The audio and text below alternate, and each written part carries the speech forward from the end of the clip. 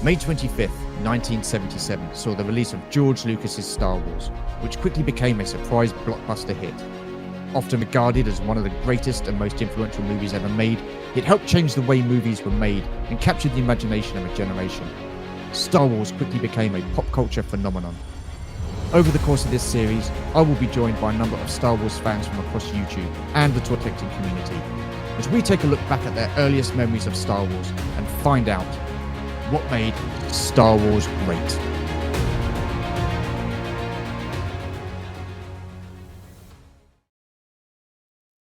Hello Toy Collector fans, Universal Toy Collector here, and welcome to the channel.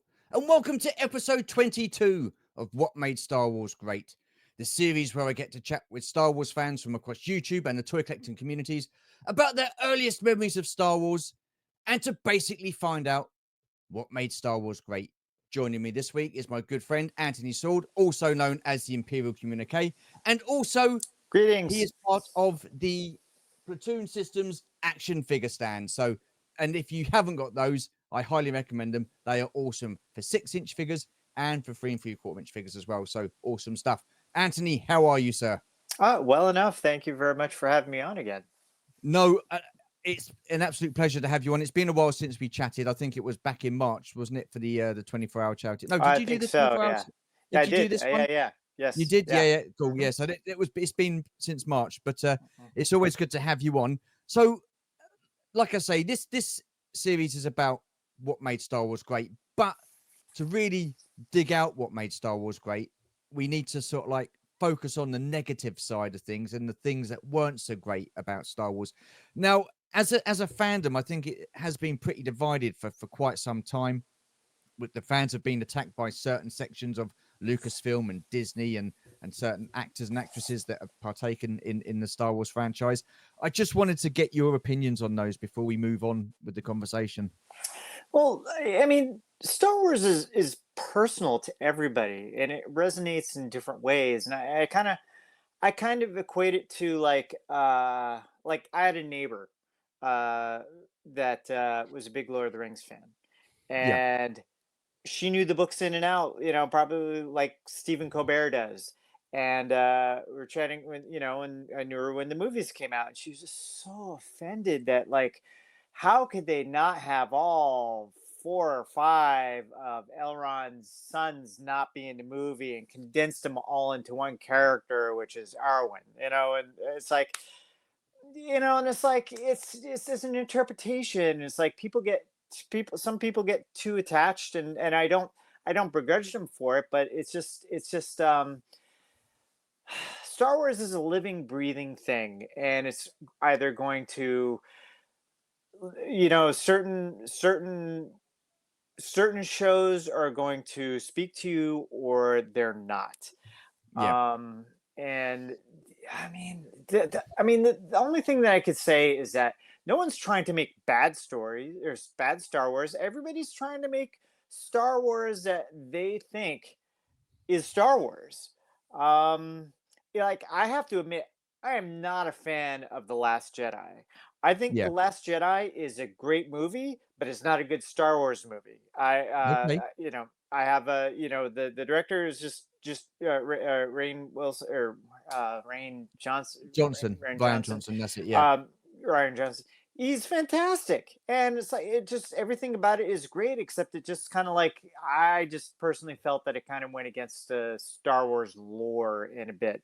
But I have Yeah. like really good friends who really love it, and Yeah. I can't begrudge anybody for loving it. And if they don't like it, it's like, well, it doesn't work for you. You just move on and go to the next one. It's Yeah. like it's just entertainment, and if enough people don't respond well to it, they'll get the message. I mean, the Acolyte, it's like, I don't get the hate for the Acolyte. I rather enjoyed it. I have my problems with the Acolyte, but it was well made. It's like, good choreography, it looked good. It's just, I think my personal opinion on the Acolyte Yeah. is Yeah. that the overall problem is that, like, there wasn't a hero you can identify with. It's like and they took a chance. They took a chance telling that story, Do but you? there wasn't anybody you could back in that Do show. you really think that that is the reason why people didn't like it, is the fact that I we didn't have a hero to relate to? I mean, when you watch Star Wars, um I mean, this day and age, it doesn't matter whether it's Star Wars, it could be any franchise, anything we watch on TV. Do we necessarily always need someone we can relate to for it to be enjoyable? I would argue yes. Really? Uh, yes, because like look at the Hateful Eight, Tarantino. All of them were despicable characters. That's probably my least favorite Tarantino movie, Yeah. and it's just because like yeah, you can't get behind anybody, and if you can't get, and that's really hard.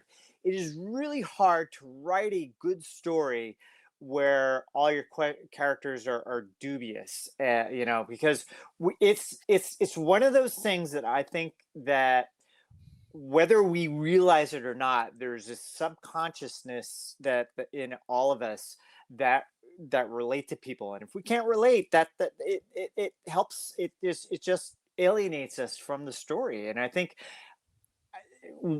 people don't realize that that might not be real, might not be going on. You know, Yeah. no, it could be wrong. It's again, it's different for everybody, but I think sometimes like you watch something and you're like you can't put your finger on why you didn't get it, and then you hear some other analysis like, oh yeah, that's it. That's exactly When why I didn't get to it. when I watched Star Wars for the first time, the original trilogy, Mhm. I How was old at were a you? how old was I? Crikey, when I first saw Star Wars, I must have probably been about 8 because I was too young to see it at the theater in '77. I'd only Really? been 4. Yeah, yeah. Oh, Empire dude, Strikes Back. I was 6 years old and I saw it in the drive-in when it Yeah. first came out. Yeah.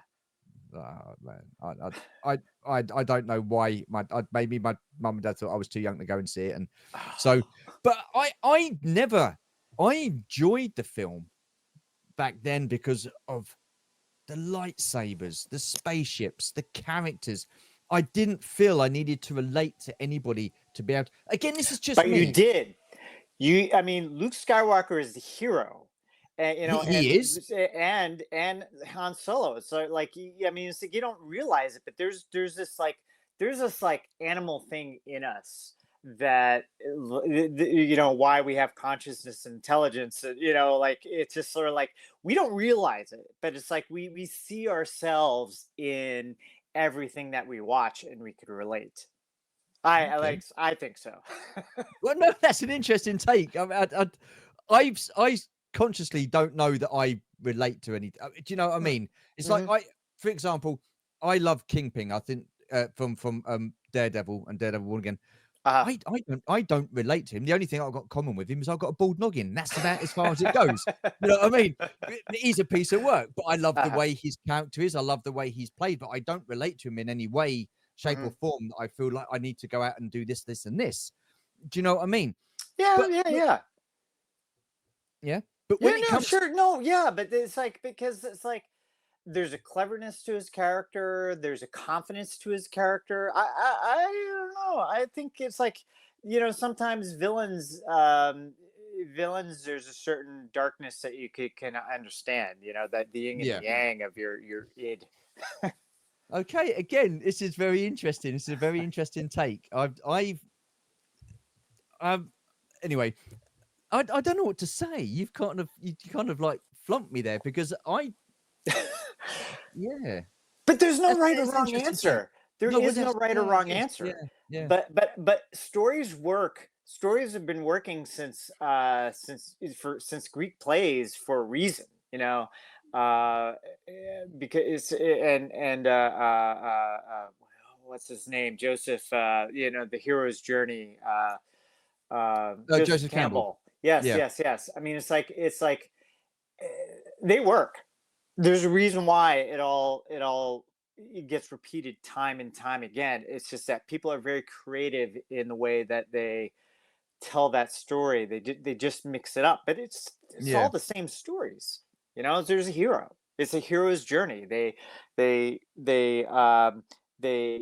turn down the quest, then they accept the quest, and there's a challenge, and you know, it's like you know, mm, then they achieve their goal, and then they win, and that's one of the most basic stories that everybody enjoys, on It's a a primal simple level. story, isn't it? It Yeah, is a yeah, simple story. yeah, When it comes to The Acolyte, you said you enjoyed it. yeah. Again, that is that is fine. I don't have an issue with that.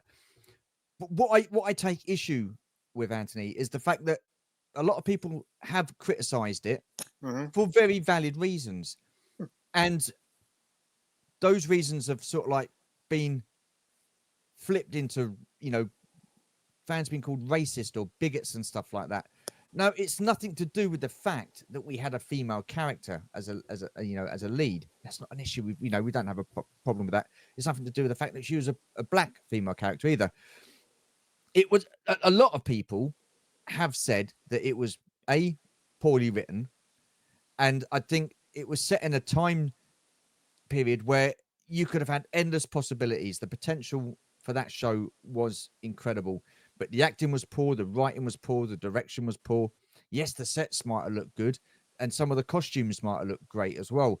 But overall, I think a vast majority of people have said, for very valid reasons, that it wasn't a great show, and the viewing numbers sort of like back that up, and that's why it's been cancelled and there'll be no season two.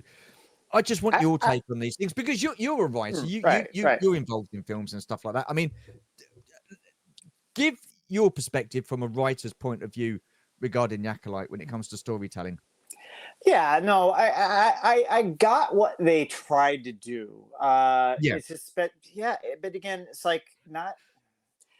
Yeah, I can't necessarily disagree with that. It's you know, every writer is different, every yeah, showrunner is different, and they all approach their material with different just in different ways, and it's like I can't necessarily disagree. It wasn't yeah, it wasn't as engaging. I mean, I just enjoyed it, and yeah. just sort of like, it was just cool to see, and it's like I appreciated the attempt. But it's just yeah. I mean, what can I say? It's like you're not wrong. It's it just I mean, do you they think that tried they got the something. wrong? They tried something, and it didn't work. Well, They, yeah, but they. I mean, that's the thing. I think that's the thing that frustrates a lot of rational fans. Let's Mhm. say, because there are a lot of rational fans out there that enjoy Star Wars. They don't enjoy everything, but they're all Star Wars fans nonetheless, despite the fact that you don't like this, that, and the other. But the potential was there Hmm. to because it was like an era of Star Wars that has never been explored. And I That was intrigued to find out, what went on and stuff like that. But do you think that they got the wrong person in to do it predominantly? Because I mean, from the off, she was very much, I think, the wrong person. Her attitude, I it, think the way I kind of feel that she used Star Wars as a platform to push her ideals. well, it could be. And I kind of equate it to Doctor Who a little bit because Chris Chimnall, Yep. like, dude, like Broadchurch is the bomb. I have to admit I haven't seen the third season, but the first season of Broadchurch, excellent. Second season, I'm like, I can't believe they've matched, at minimum matched the first season. I can't believe Yeah. that they took this story, which is nice and contained, and made a whole second season, which was just as engaging. I was just like, and then he got named to Doctor Who, and I'm like, oh my god, what a great person to take over Doctor Who. And it was Yeah. like, it was okay. It was okay. It was like Yeah. she was great, but the stories were like okay, and it's like I think it faltered, and it's just like not everybody's suited to the material. It's like Rain Johnson, it's like Ryan Johnson. It's like it's like great filmmaker, but maybe Star Wars Why? isn't his thing. So then why do they get these people in? Why not get the right people Because to in the because beginning nobody to start with? knows. Nobody knows. It's like it's just it's filmmakers who are really good at what they do, Yeah. and you give them a chance, you give them a shot to see what they could do with the material, and sometimes it pays off, sometimes it doesn't. I'm surprised that they gave John Favreau a chance. Like, John Favreau's pretty good, and and I think he knocked it out of the park with the first two seasons of Mandalorian. Oh, And thankfully absolutely. they Yeah, brought, yeah, have Dave Filoni heavily involved. But yeah. it's just like, but it's like, But he's surely no they Tony Gilroy. no, he's not. But I mean, surely when someone puts a script forward and says, right, this is what we're going to do, and blah blah blah blah blah, you think, oh, hang on a minute, because I think where the prequels failed, not the prequels, the sequels, sorry, the Uh-huh. sequels failed, Right. is that they didn't have one continuous storyline from point A, B to C. It was Right. J.J. Abrams comes straight in, he does his thing, he does his what he thinks should be doing, should be done. Then Hmm. Ryan Johnson comes in, he does what he thinks, which is Hmm. totally against the grain of what was before. Right. And then it just ends up as a big car crash. Whereas before with And Star Wars, I thought it was quite organized because you had the original trilogy, and the story was there from A, B to C. You had the three films that worked coherently with each other and stuff like that, cohesively, should I say? But I know it wasn't the story that was originally written. But then when is it ever going to be true to the original writing? It's going to change along the way. Then you had the prequels again, the 1, 2, 3 films, and they sort of like flowed seamlessly together to create a story. There was none of that cohesion within the sequels. So why did they green light that and say, yeah, that's okay, this is how we're going to do it? You've just got to look for the two prequels trilogies beforehand. it's a lot of politics. Yeah, And you have to remember Disney took over, so they didn't have the guiding hand of George Lucas. yeah, So they're doing, what they think will resonate. And it's like, J.J. Abrams is like, J.J. Abrams is well liked. I haven't personally worked with him, but I've worked with plenty of people who have who yeah. worked on Star Trek, and just like who worked on Super 8 movies that he's worked on. Everybody loves him. He's a great guy, and he runs a really great set, and he's very personable. It's like he has a track record. So it's like the studios will take that chance, and kind of, and just because he's a commodity, and it's all business to them. And that's the bottom That's the line, is thing. business. At the end, yeah, I get it's business, but at the end of the day, it's Star Wars. It's a Mm, big, big gamble if it's going to go wrong. I mean, right. to be I fair, agree. the first, sequel films, that the Force Force Awakens, Awakens. yeah, it was basically classed as a rehash of the original Mm, story. right. Now, the reason I think that J.J. Abrams went that way was because I think the sequels were too far removed from the original trilogy. Hmm. Do you know what I mean? They weren't sort of like Star Wars enough, so Right. to speak. Right. So then I see it as, so J.J. Abrams does The Force Awakens. Everybody comes out and go, no, it's just a rehash of the original Star Wars.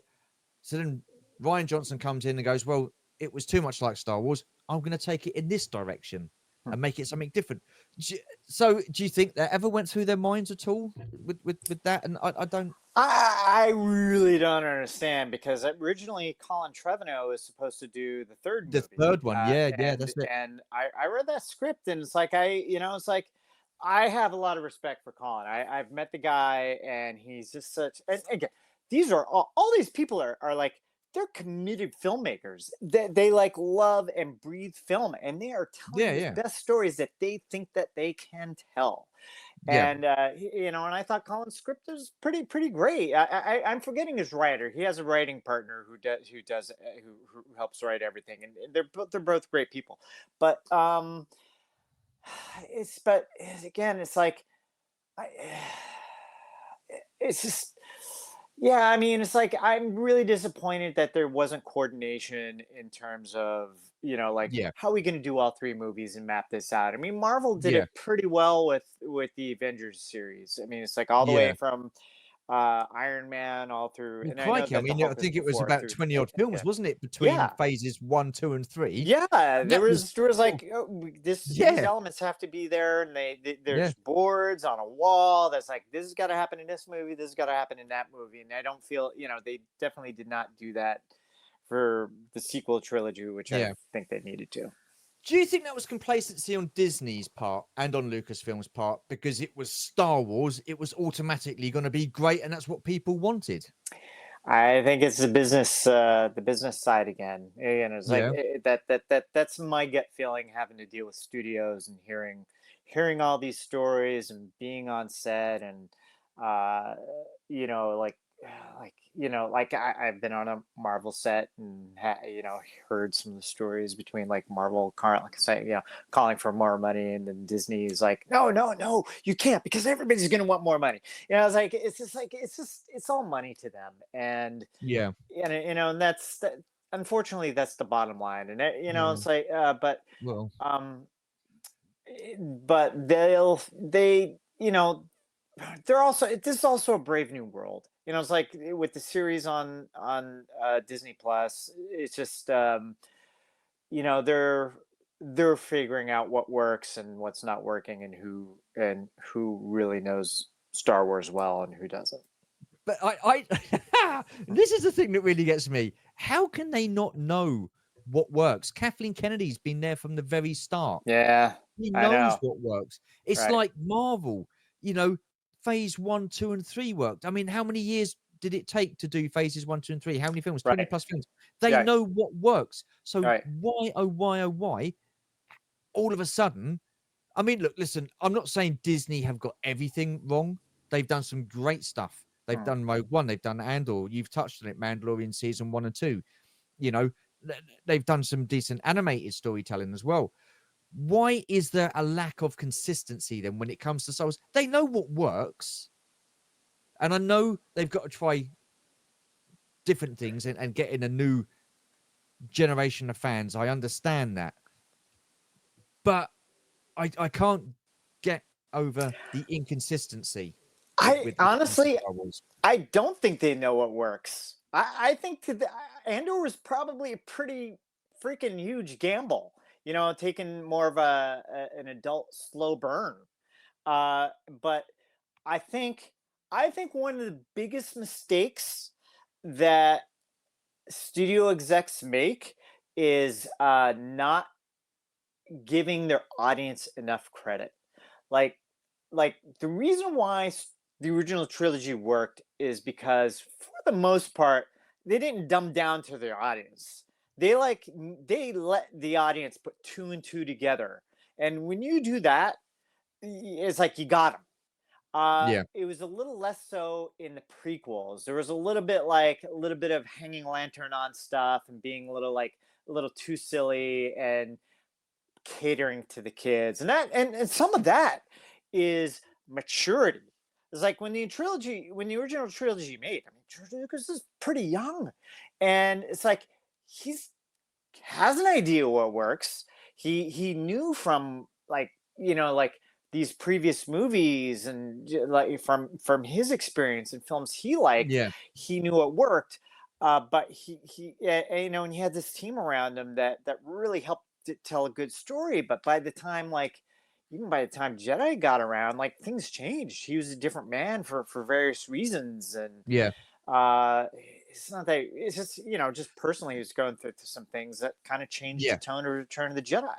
And then by the time the prequels came, it's like, it was just a different world, and he didn't have he lost touch with some of those skills that really, like, that he taught me as a writer and as a filmmaker, and just as a hero's journey. It's sort of like, it just felt like that stuff was lost. Again, do you So think that was down to complacency because of the success that he had on Star Wars, George Lucas? He thought, well, okay, I've done it once. I mean, because listen, it's complicated. the original trilogy has, it's been said on this series before, it's like lightning in a bottle. It Yeah. was just Oh, all the magic absolutely. captured in one bottle. There you go. signed, sealed, delivered. We've got 3 fantastic movies. I mean, don't forget that no one had ever seen anything like Oh, that before yeah, right. around about that at that time. So do you think it was a case of a little bit of complacency stepped in again? It's Star Wars. I created it. I can just click my fingers and it's going to work perfectly. I think there's a little bit of like complacency and not like how's that word like and I forgot where I got this from, but like when they made the original trilogy and they were going through the script and Harrison Ford's like, yeah, that's kind of a silly line, why don't I do this, why don't I say Yeah, that? yeah, yeah. When they came to the prequels, it was like, oh no, we can't change a word. It's like Oh, see, this is like he George. wasn't flexible. He wasn't Well, flexible. I don't need. I think people were more afraid to. I don't. You know Really? what? You know what? I could tell you with some certainty. George is flexible. My buddy is a writer Yeah, on all the animated stuff, and it's like, he actually interacts with George all the time. He knows George fairly well, and it's like George is not inflexible. But it comes down to politics. It's like you just there's the camp that's like, if George says it, we got to do it, and then there's the camp that's like, well, it's like they're like, well, George is great, but he really doesn't know everything. So like, yeah, and that's on the down low, and but it's like he ultimately he has a say, but he's not like, yeah, it's just like he's not unapproachable on yeah, things too, yeah. I mean, from what I know, from what I hear. as a writer and a storyteller and a visionary for what he wants and what he's created, I can't fault the guy. I think he's just done. Oh, He's he created is. this universe, which is absolutely superb. Yeah. But by all accounts, he wasn't the greatest director. You know, but Yeah, I mean, it's like he look. Well, I mean, look, he he has a certain tone to his direction. yeah, I have to revisit American Graffiti because like I keep forgetting that American Graffiti is what made Star Wars happen, because it just came together and was just this amazing story about coming of age from a bunch of kids, yeah, and and THX 1138 was just like, you know just visuals and a different idea and pushing the boundaries and what you could do with minimal budget yeah, and trying to get certain looks from things. Like it's just like he really he like the less money he had, the better he was. And I find that with a lot of directors, especially Spielberg, because they're forced to be creative. They're forced to yeah, figure out how do I shoot this thing with no money? How do I use all the tricks that I know to, achieve this? And that sparks an ingenious creativity, which is harder to get when you could just say, just have an unlimited budget and just yeah. kind of put somebody in an empty room and, like create something around it. So God, what was the original question? It's like, like it's just kind of Just like, saying about him being yeah, a great storyteller, a yeah. visionary, and then but the direction wise, he wasn't the greatest. I mean, But you he also put together this huge studio, and yeah, was in yeah, command yeah, of a whole bunch of people. He had a lot more responsibility, and he's a really good overseer. It's like, again, but Empire Strikes Back is masterpiece, and it's like that's just another one. It's like, yeah. But he didn't really he didn't direct that, did he? That was Irving no, Kershner. but So but but he still had a lot of say in it, and yeah, of course he did. Yeah, he let people who are really good at their jobs do the job. and he didn't, and you don't think he had those people around him so much in the prequels.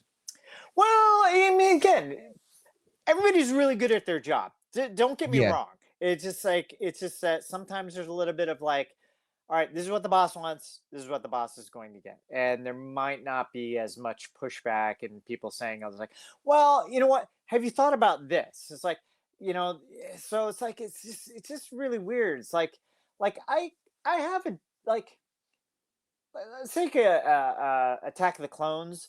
Uh, I'm like, man, like I think that it's like what it could have been. It's just like it's just there could have been a more dynamic story that Yeah, forced Anakin and Padme to fall in love. It might be generic, but it would work.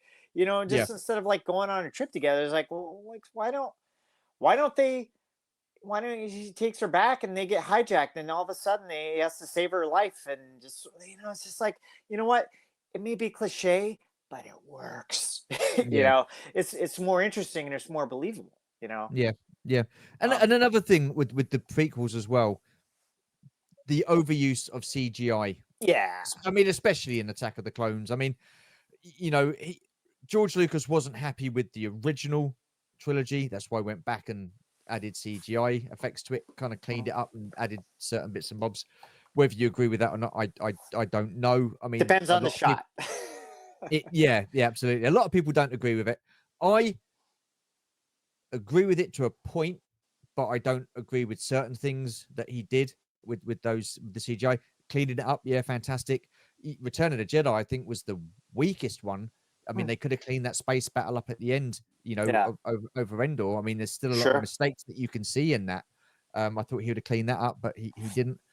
But you know, I think there was far too much CGI in Attack of the Clones, and that kind of ruined it for me because there's nothing better than seeing a whole group of stormtroopers actually in costume. Right. You physically see it. I mean, these all look like animated. Well, they were animated. It looked like an animated film as opposed to a live action film. I agree with you 1,000%. However, the thing is that it pushed boundaries, and that's the thing that Well, you yeah, can never ever fault George Lucas for yeah, is pushing what's capable of in film, and yeah, it's just led to a lot of other storytellers being able to tell cooler stories because even in the bad clone trooper animation and all that stuff that doesn't work in Attack of the Clones. Then you go to Lord of the Rings and the assault on the attack on Helm's Deep, and it's like, yeah, oh my god, yeah, that's yeah, like I just keep looking at that sweeping shot of the orcs going up to Helm's Deep, and I'm like, I like keep looking at that. I'm like, my god, that is yeah, just incredible. And it's like I really can't find fault with anything because every character, every of the hundreds and hundreds and hundreds of soldiers, it's just like there's just the programming is such that they gave yeah. each one just a little bit of life and uniqueness. And it's like, Mm. and that wouldn't be possible without Attack the Clones. So it's like, yeah, Well, true. I would have done yeah, I personally I would put people in a suit, but what that led to for Well, other yeah. filmmakers, Well, I mean, yeah, I ooh, mean, look, listen, it was Steven Spielberg with Jurassic Park, wasn't it? yeah, That yeah, set the CGI in motion. I mean, what he did yeah. with those dinosaurs, or what it was Lucasfilm, wasn't it? ILM Oh that did yeah, yeah. Now he's did like, the now we CGI. could do the prequels. Yeah, well, yeah, that's it. That's why he did it because Yeah, the technology was there. He could go back and do the films he wanted to do. yeah. Um, so with regards to Star Wars, and I know you've touched on it just a little bit, but what were your earliest memories of Star Wars? Oh man, sitting in the back seat of my parents' car, I think was it a Chevy Nova at the drive-in Yeah. in Hazleton, Pennsylvania. I can't I think it was later. We didn't go out immediately. I think I had to beg my parents, but so it was later in the summer, if not early fall. It just just sitting and watching it, and I was just like absolutely enthralled. Just like it was just, especially the end, uh, the end battle sequence. I mean, it's just like Yeah. it was just magic. Yeah. Especially after watching Star Trek on TV, and and I start watching Doctor Who and just seeing some, like okay sci-fi stuff, but this was just like it just as a 6-year-old, it was just wow. It's just I couldn't believe I just couldn't believe what I was seeing. Yeah. So I mean, you obviously heard about Star Wars, Yeah. and you kind of knew about it. Was that through friends? Was that through adverts on TV and stuff like that? You know? Man, I have to jog my memory. I mean, I think it was going around in school. I Yeah. TV adverts. Uh, I'm guessing a lot of your friends at that time had seen it before you yeah. when they were kind of like telling you, I and you're I like, oh, I've got to go and see this film. I man, there was a kid 2 doors down, PJ, and there was another kid a bunch of other doors down. It's like I just think that, and they were kind of better off, so their parents took them to the movies a little bit more often, and I think they saw it and it was like, oh my Yeah. god, you got to see this thing, and uh, but I think everybody was talking about it. It was the big thing. It was on TV, on the news, and so it's just like it had to see thing. Yeah. I wish I remember. I don't know if my parents were like kicking and screaming, taking us because they went to the movies every so often. I saw Jaws Yeah. when I was what 4 years old at the drive-in. I was terrified. I remember seeing Saturday Night Fever. Um, yeah, so like they went to the drive-ins all the time. So it's like Yeah. I don't know if they kind of like took us kicking and screaming. What was the atmosphere like? Because again, I was too young to go to the theater Right. to see it, and I know from hearing other people that the atmosphere and just the whole aura of the theater when Star Wars kicked in and finished was just a different level because it was so greatly received. A lot of people enjoyed it. And can you remember anything about the atmosphere and the experience? Well, I was in a car. So like I, Yeah, I just had what was going on in the car. And I was the right. oldest. My brother was like 2 years younger than me. So it's like so like I I kind of got I kind of got robbed of that because then with the Empire Strikes Back, we didn't see Yeah. it until it was colder, and I think it had been playing a while, and we saw it in this theater, and we got there a little late, and there was a leak in the roof, and I Oh, don't wow. think the heating system was working very well, Right. and I don't remember the theater quite all being all that full, but man, Empire Strikes Back. I just remember watching it, and especially on Hoth when you have that point of view through the snow Yeah. speeder, and Yeah. I'm just like kind of like up and down, and I'm all of a sudden my vision is filled, and then you cut it on me, I'm jarred. I'm like, oh my god, I was in the speeder for a second, you know. Um, In the intro, I say that Star Wars, the original trilogy films, inspired a whole generation of kids at that time. yeah. Was watching those films, did that inspire you to become involved in filmmaking and writing and stuff like that? Yeah, well, for sure, because I remember I think I was still it was before was in high school. I was trying to figure out what I wanted to do, and just Yeah. like just being a fanatic with Star Wars, and it's like like I think I wanted to be a model maker at first, although I wasn't making a heck of a lot of models. Yeah. But I watched the making of specials, especially that Empire Strikes Back one. It's just like, Yeah. oh man, I'd love to do that for a living type thing. Yeah. But yeah, I mean, it definitely helped inspire me to want to do that. And I'm forgetting in high school because yeah, I didn't come from a family, or my area wasn't very conducive to like kind of such aspirational dreams. But it wasn't until I got to college and I'm like, okay, I'm going to go to film school, that I really started to understand what it took to become a filmmaker. Yeah. Yeah. Oh, I just think that's awesome. I really do. And yeah, it's fantastic stuff. I mean, I sit and look at these documentaries about how they make films, and whether it's Star Wars, Lord of the Rings, and I just sit there and I'm transfixed. I'm just fixed to the TV. I'm like, wow, this is just incredible to be part of that. To whether it's your set building or your costume design, the effort and I mean, Star Wars at that time. I mean, the sets were absolutely incredible. You know, you had the Millennium Falcon, you know, and then by the time Empire Strikes Back came out, the sets were bigger. There were more sets. You had Dagobah. I mean, that was just incredible what they did Mhm. with Dagobah. You Uh-huh. know, the acting that Mark Hamill had to put into it. I mean, I know people have said, "Oh, he wasn't the greatest of actors," but he made Yoda believable. His performance made Yoda believable. I mean, that was just incredible. Yeah, but you know what I love too, though, is like there's a guy, is it Mark Austin Green? Or is that the actor?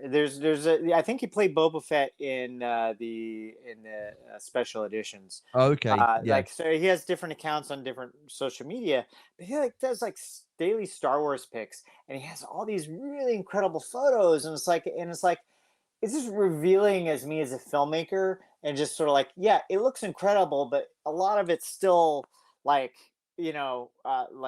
paper clips and rubber bands, like the scene in The Empire Strikes Back where Lando, like towards the end, where Lando is going up to unhook the things so he can yeah, get Luke, yeah, right? He's on a forklift. He's standing on a piece of wood on a forklift in a little like, quick built set, and yeah. all it is a forklift lifting him up. It's like I love stuff like that. But it's incredible, isn't it, to think Yeah, that it's that simple. But yeah, when you see it on screen, it's just I they know. make it so believable, and I that's what I loved about the original trilogy. It just the way they made it so believable. Yeah. It's just incredible how they've done the whole lot.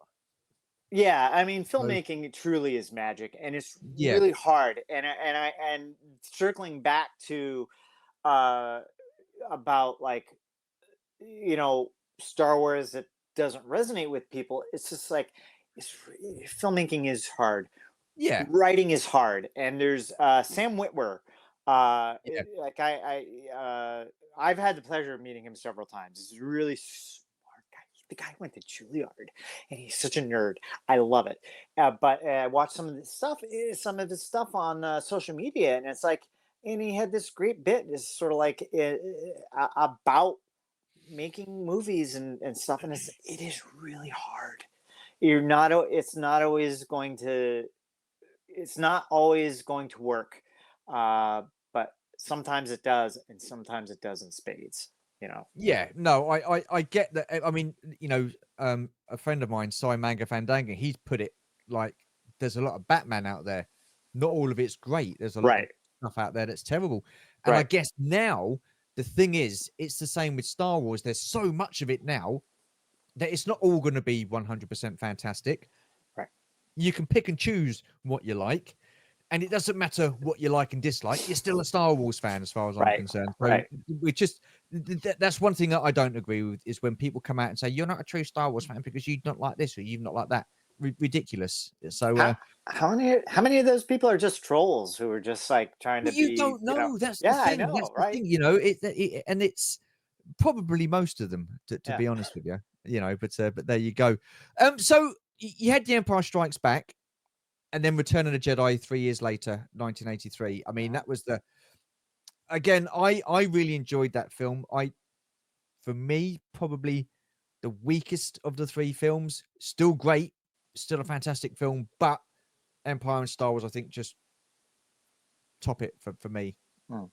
Yeah, What are your no, thoughts on Jedi? I would agree. To kind of put the kids' gloves on a little bit for Jedi, but it's like there was still greatness. I mean, the Yeah, overall arc of the story is just amazing. I mean, I still like. I think one of my favorite bits in the entire trilogy, aside from the lightsaber duel in Empire Strikes Back, which is yeah, like I just keep looking at that. I'm like, man, it's like it might be not the most dynamic, but man, Vader's just he's toying with them. He's yeah, toying with them the whole time, and it's like, and they don't hang a lantern on it. It's just like I'm just enjoying it because they're not spoon feeding it to me. I could just see it, and yeah, that's what's great about it. And with Return of the Jedi, it's like I think one of the greatest shots, maybe in the entire trilogy, for as beautiful as The Empire Strikes Back is, from start frame to end frame. Yeah. Luke and Vader fighting, that beautiful shot where they're Oh, yeah. dollying Yeah. and they're basically in silhouette, and it's like the choirs and the low tones, Yeah. that Yeah. dark thing. It's just like you could just feel how important that struggle is, and Yeah. you just it's just yeah. I mean, and it's just so important to the entire story, because this is it. Yeah. This is going to determine the fate of the entire galaxy, and Yeah. everybody knows it. And it's Yeah. just I'm getting goosebumps just thinking about Yeah. that. But that's the It's just thing. like That's the that's thing. you I know mean, even the build up to that, yeah, where Vader's wanting Luke to fight him, and Luke's not having any of it, and then Vader comes out and says, "Oh, your feelings for." So you have a twin sister. yeah. Now Obi-Wan's failure is complete. If you will not turn, then perhaps she will. I just think that is so genius. That kind of writing. It's That's genius, I mean, and he didn't know it when he was writing the first one. yeah, That's what I love, is that like they it was already in there, but they didn't know it, and they had to find it. And yeah, yeah. that was great. But those lightsaber battles in the original trilogy, I mean, to look at as far as choreography is concerned, compared to what we had in the prequels and the sequels, they weren't that great. They seem No. quite basic. But I think the depth of emotion and Yeah, story yeah. behind those three lightsaber duels was just compelling, and it was probably for me, those three lightsaber battles are possibly three of the greatest lightsaber battles you've had in within Star Wars, as far as I'm concerned. Because there's stories to this. There's stories Yeah, to the yeah, fight. yeah, Each yeah, each yeah, fight has a beginning and a middle and an end. yeah, And it's a little bit lacking in some of the modern lightsaber battles. So yeah, it's like we're actually at a panel, and we're talking about great duels, and it's like um, the Princess Bride. The Princess Bride is a great one, because yeah, it has a beginning and a middle and an end. It's like they're both fighting each other, and then Inigo is like, "I have a secret. I'm not really left-handed." He fights over, and then they're doing this fight, and it's sort of like, all right, he's really good right-handed, and then it's like, mm, it's like that's the middle of the story, and it's like, I have a secret too. I'm also not left-handed. Yeah, it's yeah, like, again, it's great, and there's a really great Danny Kaye movie, I think, is a Court Gesture. Yeah, another one. It's like he's fighting this guy, and he's not really that great. He's just afraid, and he gets hypnotized by, like, I can't remember the character, whether she's a witch, but she hypnotizes him, and then all of a sudden he gets all this confidence, and then he's just really great, and you could feel that energy, and you're just yeah, rooting for him. And then she does something, and it's sort of like, he reverts back, and then it's like they're great stories, beginning, middle, and that's exactly what yeah, all the fights are in yeah, Star Wars, and that's why we resonate with them, is yeah. because the fights, there's something at stake in each of those Yeah, fights. yeah. No, absolutely. Man, we are 47 minutes in, and I've still got a whole host of All questions right. to ask. Oh, yeah, yeah. Wow. Well, let's No, do that's that. This is fine, a man. great That's okay. conversation. I love It this. Yeah, no, no, You it's can tell absolutely how fine. passionate I am about this. Yeah, no, no, no, that's not a problem at all. I'm loving it. I mean, I could ask you, and we could chat more about the some of the prequel fights, because that first one in the Phantom Menace with the double-bladed lightsaber, That was we'd really never good. seen anything like that before. Yeah, It was yeah, like a wow moment for me, for yeah. sure. Um, but you've got to carry on, unfortunately. So what was it about Star Wars that really stood out for you? I think the look. I mean, it's just like, again, I think it goes to what I was saying earlier. It's just sort of like, it's something primal. Yeah, It's just on on a conscious level, I really don't understand what's going on, but in my lizard brain, it's like it totally understands. yeah, Um, so that's the thing, it's just that sense of adventure, and good versus evil, that just the basic core things of humanity. It's like, fight.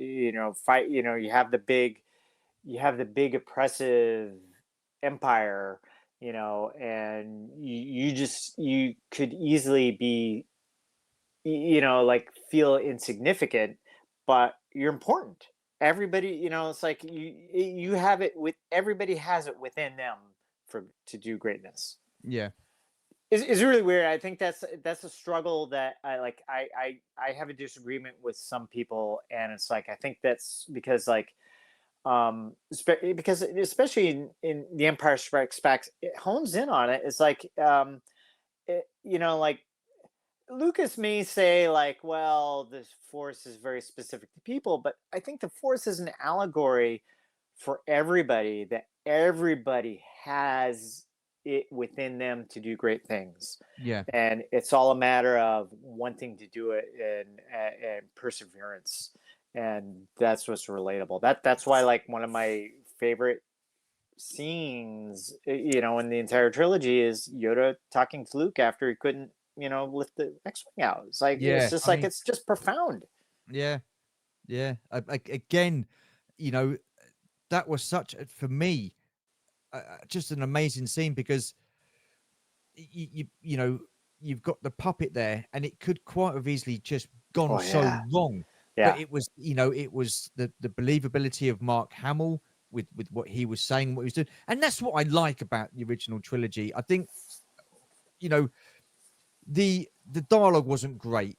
It quite cheesy in places, but the sincerity of the actors, they made you believe Hmm. in that world and what they were saying, because and that's a good thing about an actor. They might not believe it themselves, but they made you feel like you're believing it. And that Yoda scene all the way through, I think, with Mark Hamill and Yoda, I take my hat off to him, because that must have been so difficult for him to act with just the puppet Mm. for, then you got Frank Oz as well doing the puppetry, Yeah. so again, you got to give him credit as well for those Hmm. scenes and stuff like that. So yeah, awesome, awesome. How important is story to you within the Star Wars universe? No, I mean, story is everything. I mean, it's like you can't. It's hard. Like if you don't have a story, you don't have a show. Yeah, And stories can be really simple. And that's the thing, is that like, if you think about things, it's sort of like it's just like a lot of the arcs are really broad strokes. It's just what happens during those arcs is what really it helps to make it engaging. But yeah. if you don't have that lesson of growth, then that's why stories fall short. Is it? In my opinion, Do you think that that's what is lacking within some of the stories being told within Star Wars at the moment? the It's acolyte, the acolyte is a prime example. It's like yeah, I still can't figure out like she like the twins grew. I like that diversity, but it's still like, is she the hero? She's an anti-hero, and it's like yeah, yeah, our main guy Soul is like, he kind of did a bad thing, and it's like, okay, I get that. That's really interesting, but he also died, and it's sort of like, did he have that come to God moment? And sort of like, did he like he could have sacrificed himself like Obi-Wan did. It's like it's a journey type thing. It's like yeah. I think that's what's missing from the acolyte. I mean, look, listen, I'm not blaming any of the actors and stuff like that. Oh no. They work with what they're given. That was what they were given. They had to work with that. For me, I think a good story comes from good writing. Yeah. If you've got a good story, then you get great characters. And if you Hmm. get great characters, you tend to get really good character development, which I think has been lacking, especially in the most recent kind of Star Wars that we've had, like the sequels. I mean, Ray, again, nothing against Daisy Ridley. I Right. think she's a great actress. I've seen her in other things, Right. but I think as a character, I just think her story arc wasn't great, and I didn't really enjoy her character development, because there wasn't any, because she knew it all anyway by the end of the first movie. Well, characters also have to drive the story. It's like Luke Mm. Skywalker drives the first Star Wars because, like, again, hero's journey. He's, like Obi-Wan's like, come with me to Alderaan, become a Yeah, Jedi like your father. And he's like, I can't. I got responsibilities. I can't go. And it's like, yes, his parents got killed, or his family got killed, but but then he's like, all right, I'll go. But that, although the Empire made the decision for him, he still made the decision. He's still Yeah, driving the story, yeah, So, and he decides he's going to get in an X-wing and yeah, go, join the fight to destroy the Death Star. It's like that's character-driven stuff, and it's like yeah, everything is when the characters make the choices and the characters drive the story. That's what makes things work. That's why Andor, the first season, works so well. It's like he Andor is his own worst enemy, yeah, and he keeps failing. And it's like it takes three fails and then his mother's death for him to realize, okay, I got to do something with my life, you yeah, know. But yeah, that's character driven stuff, yeah, and that's yeah, why that's what makes good stories work. yeah. Oh, absolutely, absolutely. How important do you think the older generation of Star Wars fans are to the Star Wars franchise? People like our age group. I think pretty important because I I I don't think I spend enough time chit chatting with people who came on aboard with the when the prequels came aboard.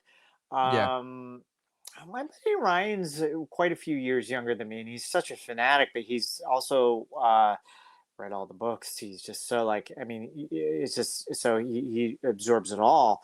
But I mean, I think I hate to say it's like there's a certain importance because there's a lot of us who've gotten into filmmaking specifically because of Star Wars, wow, and yeah, it has inspired people to do more things with their lives, and yeah, that's kind of a it's a fairly common refrain. Sure, there's plenty of filmmakers out there who like just never seen Star Wars and all that, but there's yeah, like I work with plenty that is just like that's what got them here and got them loving cinema yeah. overall. I mean, like I said earlier in the chat, I'm all for encouraging a new audience and bringing a new generation to Star Wars. I don't have an issue with that at all. What I take issue with is the fact that they're kind of like doing it at the expense of the older generation. Mm, That this Star Wars is for like for kids, and they're segregating it. This Star Wars is for LBGQT and stuff like that, mm, and all inclusive.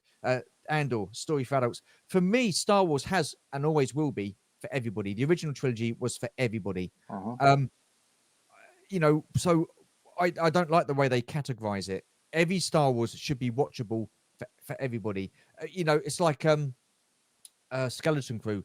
I knew going into that it was going to be aimed at kids. I don't have an issue with that, but I just why categorize it? Why can't Star Wars be for everybody across the board?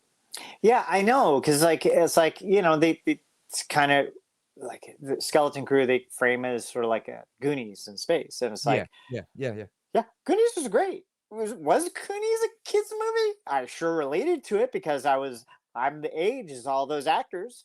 yeah, yeah, But it's also just great filmmaking and it's a great yeah, story and it's like I think you could relate to it and then I watched Skeleton Crew and I was like I had a smile on my face. I'm like, this is really great. These kids are great. They're doing what kids do. They have yeah. sort of like if I was that age, I'm like like it just made me smile. And then Jude Law, like he was just such a like just once you got to know his backstory, so I don't know. I just really enjoy it. I just thought it was really I fun. enjoyed it. I didn't dislike it. I didn't dislike it, but what I found, I for me, Star Wars shouldn't be taken. Oh God, it when I watch Star Wars, I shouldn't be reminded of the Goonies or different films within that. Do you know what I mean? Star Wars Yeah. is Star Wars. It shouldn't be like taking. Oh, Jesus Christ! I don't know how to explain this. I know, No, it's like I know the original Star Wars was taken from a different mixture of films, but the way George Lucas put it into the film, you couldn't really. It was Star Wars. Do you know what I mean? I didn't look at it and think I'm thinking of a samurai movie, or I'm thinking of this movie, I'm thinking of that movie. With the Skeleton Crew, when I watched it, I thought of 5 or 6 different sort of like films that we'd already had before with the Star Wars label slapped on it. Do you get what I mean? We're also in a different world too. It's like Yeah, I don't even remember. I think it was film school before I ever heard of Akira Kurosawa, and so like, and then I learned all the influences that Star Wars got from that, and I'm like, oh, yeah, okay, I get it. But it's like, but at the time, and not, not going out to cinema and not having that broad, rich knowledge, like knowing all that stuff is like, this is new to me, so yeah, no, and I totally get it, but it's really hard because we have everything at our fingertips now, yeah, and yeah, we're older, we have seen a lot, so it's like, but nothing's new, so that's another thing. And I learned a little bit something too, in speaking with some really great filmmakers. It's like good artists steal. And my philosophy is that as long as the characters pop, you could be rehashing the same most generic storyline of all time. But if you could follow your characters and you get along with your characters, I think you got the audience. yeah. No, I agree with that. I agree with that.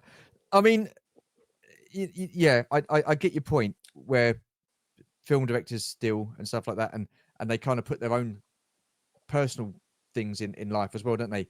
But I think the mark of a good filmmaker, and you know more about this than what I ever will, is that they do it in such a way that it's so subtle that Oh, it's not in your face. yeah, You take George Lucas, for example. I mean, Star Wars was, you could class it as very political, but when I watch it, I don't think of all these political elements. right, right, It's right. like the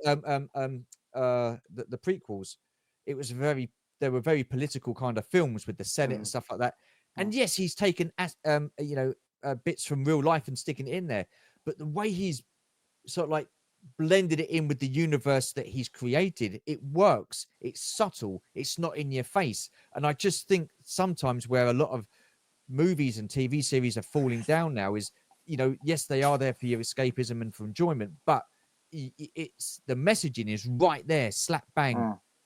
in your face and sort of thing. And I think that's what puts a lot of people off with some of And, the movies these days. and I don't disagree with it. And I think it's the people with a unique voice who they sneak the message in rather than kind Mm, of, like I keep saying, hanging a lantern on it. yeah, I think they're the ones that tend to get seen a little bit more. Thus, Quentin Tarantino. It's just yeah, he's like, it's like he's the first to admit that like he steals a lot of styles from other filmmakers, but he puts it in just such a unique way. It's like it's yeah, just yeah, it because again it has a voice. yeah. No, yeah, absolutely, absolutely. How important are strong female characters within Star Wars? Oh, they're incredibly important. It's like, Yeah, a character is a character. It's like they're either well written or they're not. And it's like, Princess Leia, like, she's particularly modeled off of I think the character, the princess in Hidden Fortress. She was a tough cookie, and yeah, she just didn't give it. She didn't take crap from anybody, and just and she, and it's like, I could see her as a model. But like, let's take Finn, and I know Finn's not a female character, but Finn in the prequels is sort of like, man, I want to like that character, and he's such a good actor. And it wasn't until the third movie that they kind of gave him a little bit more to do, and it's just, again, it's just kind of writing and arcs and uh just giving the character something to do, and just that makes all the difference. And, yeah, I think yeah, Red Letter Media is pretty good at, like, they're really spot on with the analysis of like good storytelling. And it's like there's a difference between the prequel, or the original trilogy, and the prequels, and how the characters are set.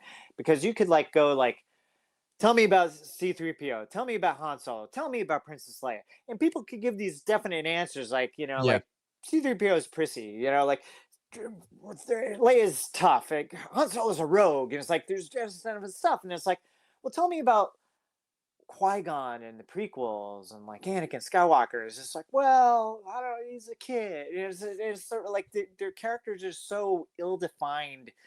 Like like ill-defined is cruel, but it's just sort of like it's just sort of like there's just something lacking Yeah. that, and it's just it comes down to the writing. But does it bother you having strong female character leads? No, No. heck no. I mean, come on, Sigourney Weaver. It's like I just like Yeah, but I just the reason I'm asking these questions is because Kathleen Kennedy has come out herself and said that we are the older generation of Star Wars fans are afraid of strong female character leads, which you is know what? ridiculous because Princess Leia was a strong female Yeah, character lead. You've had Padme Amidala, a strong female character lead. let's talk Superman. Superman 1 and Superman 2. Okay, this is a great example that for me and what sealed its fate. Okay, Yeah, so you have Superman, and Superman's dating Lois, is interested in Lois Lane. I'm 7 years old. I'm like, ugh, oh, romance, like, uh, right? But I'm like, but in the first movie, it's like she's vulnerable, but she's kind of tough, and it's sort of like, okay, yeah, and it's like I get it. And then you watch the Richard Lester version, and I'm just watching that. I'm like, what does Superman see in her? It's like yeah, she's just like she's kind of like a joke, right? I'm like, I just don't get it. And then I watched the Richard Donner cut, and I'm like, oh my god, it's like it's night and day on the characterization of Lois Lane. It's like the movie starts out. It's like she has Clark Kent Superman dead to rights. It's like she's figured it out. She knows, and she's gonna prove it to him yeah, right out of the gate. And it's like, yes, she is. She is a tough cookie, and it's like I love that. And it's like yeah, so, like, yeah, no, I that now it's like now I see why he's attracted to her. yeah, you know, yeah. so No, it's like, yeah, yeah, but it's like, yeah. So it's like, yeah, it's like I can't.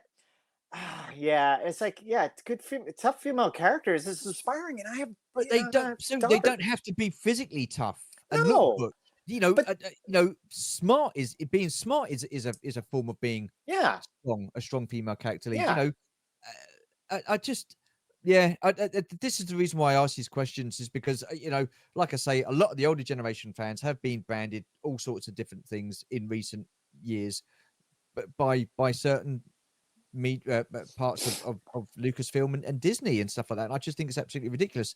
I mean, how important is it for you for Star Wars to be inclusive?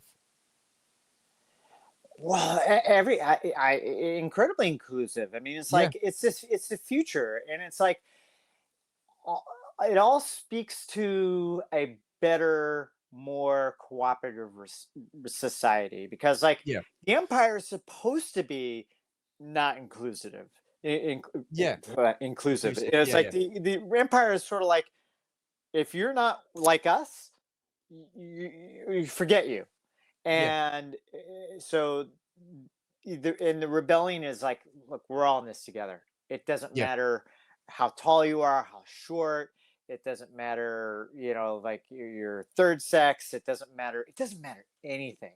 It's like we're all in this fight together, and and I think that's the spirit of science fiction in general. Science fiction is supposed to be talking about a better world for everybody. And so it has to be. If it's not, then what's the point? yeah, yeah. I mean, when sticking on the inclusion bit, we touched on it briefly with Finn. So when the Force Awakens come out, you've got the poster of him. He's got the lightsaber. You're thinking, "Wow, this guy's going to be absolutely fantastic." But his character development was practically nothing. I mean, in the second movie, he didn't really do anything of I note, know, I and know. which was frustrating. Yeah, And then in the third movie, again, I just by the time that come around, all he did was run around and scream Ray. yeah, Now, a lot of the fans, again, the rational fans, were very disappointed with that. They felt for him because they yeah. felt that he had sort of like been done dirty. Right. Now, it Which I was the agree. writers that did the writing, so they wrote his storyline and they did it how they did it. And it was Disney that reduced his image on the poster Hmm, for China. Hmm, Yet he comes out and attacking the fans and saying, "Oh, Star Wars is whitest." hmm. That we don't like black characters being the hero. We prefer them as being the best friend or the sidekick and stuff like that. Absolute nonsense. And that when you mention it and say, look, we had Samuel L. Jackson, one of the toughest Jedi's going in Mace Windu. You had Billy D. Williams. He was there from the original trilogy, a great character. We get told, no, we can't use those as examples. They're just like sprinkling chocolate chip cookies in the cookie dough. Do you know what I mean? Yeah, I It's know that exactly what kind you're of response talking is about, ridiculous.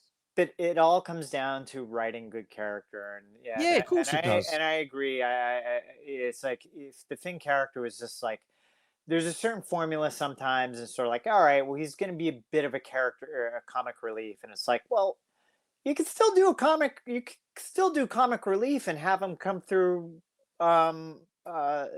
it still be a hero. I mean, it's like, you Yeah, know, C3PO is a comic relief, but he was still like, he's still kind of like, he's still like, was just solid, and yeah, like he yeah, still had principle, yeah. even though he's disagreed. I mean, it's the same with Hux. He Yeah. started off Oh, as he looked an absolute tyrant when he did yeah. that speech. He looked, Yeah. i- proper insane. And then you get round to the second one, Yeah. and he's like that mum joke. You just think, what is that all about? Again, it's Because down to writing. sometimes They just made a joke of his character. yeah, I guess sometimes it's sort of like you got to make the bad guys not threatening, and it's like, what? It's like, Yeah, yeah, it's like if you make, there's nothing at stake. If you make the bad guys a joke, then you kind of like, then you kind of lose the sense of urgency. yeah, I was afraid of Grand Moff Tarkin. He's yeah, mean. yeah, He's old, and it's sort of like he's just like, and he's just personified evil just as much as Darth Vader did. It's like, yeah, and it's like he made me terrified. Hux wouldn't. And it's like the battle droids. It's yeah, like, it's like the battle droids could have been cool. It's like they just. I mean, it's like they should be terrifying because they're meant yeah, to. Because they're designed to hurt, and it's like kids can take it. We took it in Star Wars. We saw Uncle Owen and Aunt Beru skeletons yeah. smoldering. We I can know, take I it. know. Yeah, I know. It's just it seems like they're just watering everything down. I mean, Yeah. before I get on to the last question, do you think that we will ever see a film franchise or a trilogy of films have the impact on a future generation as what Star Wars Oh has had God. with our I don't. generation? I don't know. I've been thinking about that because I thought maybe, like the first time I saw The Matrix, I'm like, could this be the new Star Wars? I'm Yeah, like, yeah, I'm like, I just blown away. But yeah, it's going to be tough to replicate. Maybe I can't say never, but it's a tough act to follow. It really is. yeah, yeah. And I mean, do you think that's where a lot of the divide comes from within the Star Wars fandom? Is that we've had Star Wars the original trilogy, which set the bar Hmm. right up here, and then everything else that's been done in Star Wars up till now hasn't quite reached that level. And that's why the fans are getting frustrated because it's their expectations of Star Wars, especially from our generation, you know? Yeah, no, it's hard. I mean, it's hard to replicate that just perfect period of time. Yeah, Just like you know a particular filmmaker gathering all these other filmmakers with this vision of doing something different and yeah, telling this unique story with just a lot of geniuses around. And it's man it's hard. It's hard to see. It's just really hard to see that happening again. But yeah. Yeah. No, I agree with that. I just think it really is difficult. I mean, you got to take a look at the generation and the world that we're living in now. You know, and I think a lot of it comes down to really promoting and pushing a film. I mean, when we were kids, yeah, Star Wars was absolutely everywhere, wasn't it? Like I say, it's on your Mhm. wallpaper, your bed covers, and your pajamas and stuff like that. I just you don't get that so much these days, I don't think. And today's There's a lot generations, the interest isn't really there. there's a lot of competition too. I mean, There's that. Yeah, video yeah, games are yeah, they occupy a lot of kids' times because video games have just, like, they're immersive, and a lot of them are really good stories that yeah, allow you to participate. Uh, Tabletop gaming is just huge because that's strategy and you put your brain into it, and it's like there's a lot more for kids these days. So yeah, it's tough for yeah, it's just really tough to create that space again. yeah. Absolutely. I've got one last question for you. Uh-huh. Overall, what makes Star Wars great?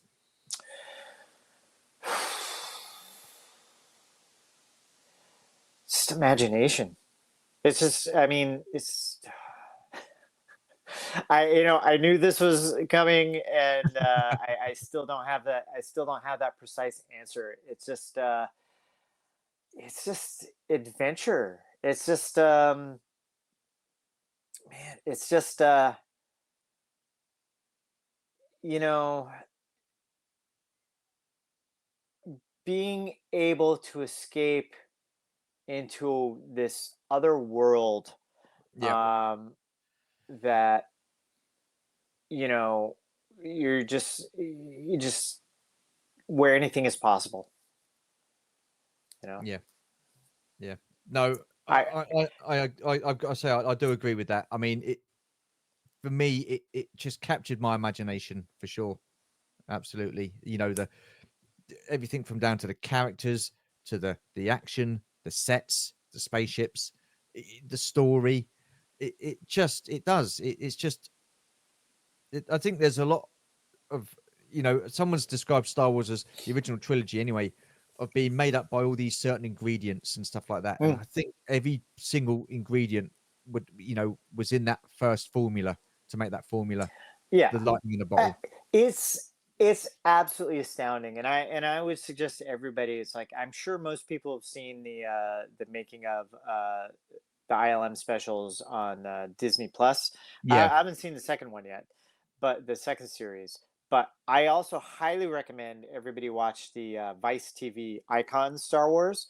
I think they both complement each other, and they yeah, both tell the same story with slightly different lenses. okay, And one of like Disney might hold back a little bit in some of the drama, where Vice TV is they definitely share a lot of like some of the darker behind the scenes, but not much. It's yeah, not it's yeah, not like it's not like there was this drama like George Lucas was a tyrant and all this stuff.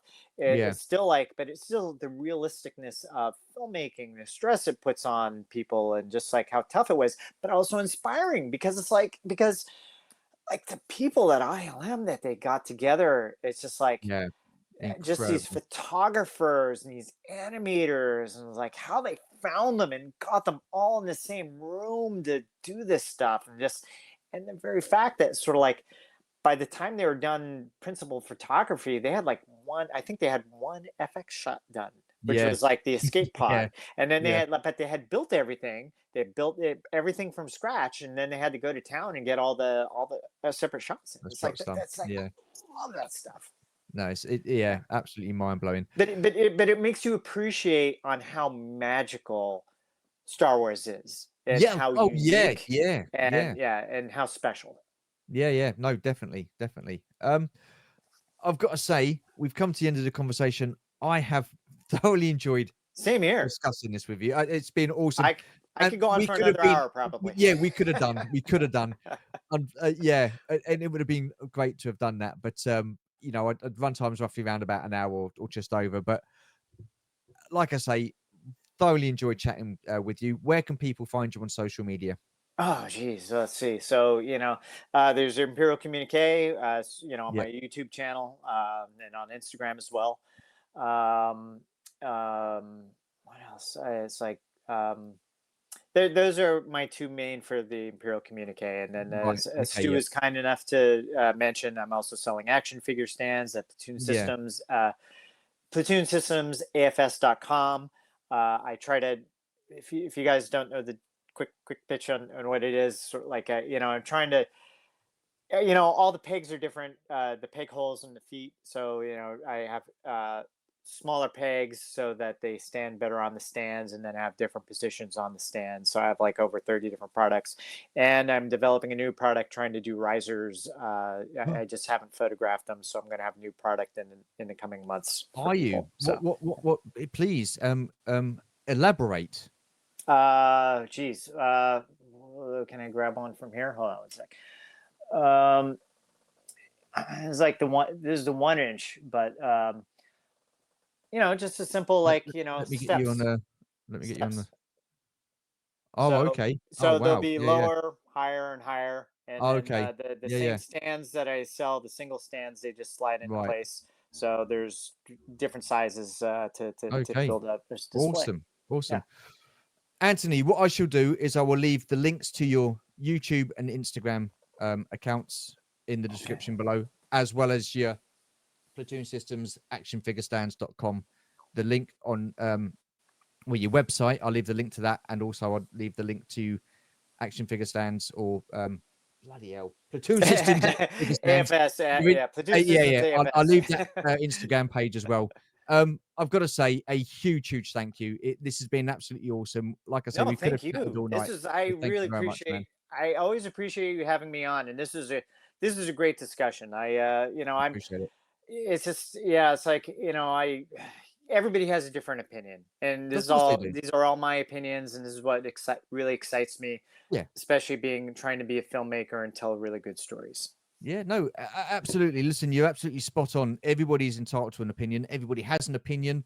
It doesn't make them right or wrong. They are I just know. opinions. Yeah. It's about respecting other people's opinions on certain things. We can't like everything. Um, we can't all be the same. Otherwise, it'd be pretty boring. And then Right. we wouldn't be able Exactly. to have discussions like this to flush out what people like and what people don't like. So, Mm. and just because I say it week in, week out, just because you don't like a certain Star Wars, it doesn't mean to say you're any less of a Star Wars fan. Not Absolute at all. nonsense. Yeah. Anyhow, that is it for this episode. Really do appreciate you watching. If you stayed to the end, thank you very much. If you've got it on in the background and listening, again, thank you. Take care. Stay safe. Oh, just to let you know, Oh. the next episode of What Made Star Wars Great will be in a couple of weeks' time. I'm going to be busy for the next couple of weeks doing a couple of live streams. So it will be back in a couple of weeks. So we'll see you then. Take care. Stay All right, safe. And everybody. Thanks, Stu. cheers. No worries. Bye-bye.